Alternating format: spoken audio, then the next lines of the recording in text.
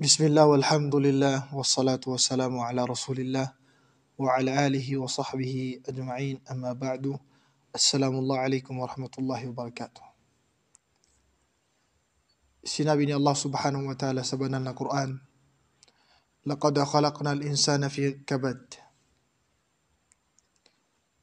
Sinabi ni Allah subhanahu wa ta'ala, tunay na nilikha ni Allah subhanahu wa ta'ala ang mga tao ay mayroon silang pagsubok sa mundong ito. Dadaan sila ng hirap ng buhay at pamumuhay sa mundong ito. Turidu raha fi dunya wal akhirah. Kung gusto mo maging masagana ang inyong buhay sa mundong ito hanggang sa kabilang buhay, kung gusto mo ay mabuti ang iyong kalagayan sa Day of Judgment, فعليك أن تتحمل الأذى وتترك الراحة. Kailangan mo dadaan sa hirap, pagsubok ni Allah subhanahu wa ta'ala sa mundong ito. At iwanan mo ang mga bagay na hindi nagdudulot sa iyo ng kabutihan sa araw ng paghukom. Kasi mayroong mga tao akala nila ang buhay nila sa mundo ito na yung reality na pamumuhay nila sa mundo. Ang sagot, hindi. Dahil ang tunay ng pamumuhay natin ay ang araw ng paghukom, dun sa paraiso ni Allah subhanahu wa ta'ala. Khuliqna Allah azza wa jal laysa li ajli dunya. Nilikha tayo ni Allah subhanahu wa ta'ala hindi lang para sa mundong ito, mamumuhay sa mundong ito. Ay khuliqna Allah azza wa jal li ajli al-akhirah. Kasi doon tayo mamumuhay sa kabilang buhay. Man arada al-akhirah, fa'alayhi ay yatahammal al-adha wa mashaqqa wa ta'ab. Kailan niya mag-sacrifice. Dahil ang mundo ito yung tabi'ah ng tinatawag ang mundong ito. Napakaraming problema kahit anong yaman ng isang tao, pero puno-puno pa rin siya ng problema. Hindi ibig sabihin mayaman yung tao, mayroon siyang kakayahan at hindi siya makakaramdam ng problema. Lahat ng tao sa mundo ito ay dadaan ng pagsubok. Ay nakakaramdam din kahit pa mayaman.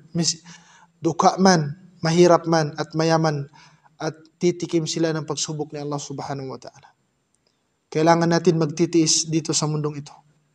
Dahil temporary lamang ang pamumuhay natin sa mundong ito. Dahil ang tunay na pamumuhay natin at paninirahan natin, panghabang buhay ang araw ng paghukom. Man tata'anna, tanalu ma tatamanna. Sino man ang dadaan ng hirap sa mundong ito, sa kanyang sarili, makakamit na ang kanyang hinahangad. Kung gusto niyang hinahangad niya, ang paraiso, dadaan siya ng pagsubok. Sundin niya ang utos ni Allah subhanahu wa ta'ala at anumang pagsubok, siya ay magtiis ng pagsubok ni Allah subhanahu wa ta'ala sa mundong ito. Para makamit niya ang kanyang pinapangarap kung paano siya makakapasok ng paraiso ni Allah subhanahu wa ta'ala. Tandaan natin, ang mundong ito ay mapanlinlang. Isang kaaway natin ang mundong ito. Kaya, patibayin natin ang ating pananampalataya kay Allah subhanahu wa ta'ala. Kung ano man ang pagsubok dumating sa atin, ito ay ilagay natin sa ating isip. Ito lamang ay pagsubok na temporary sa mundong ito. Dahil mas matindi ang pagsubok natin sa araw ng paghukom.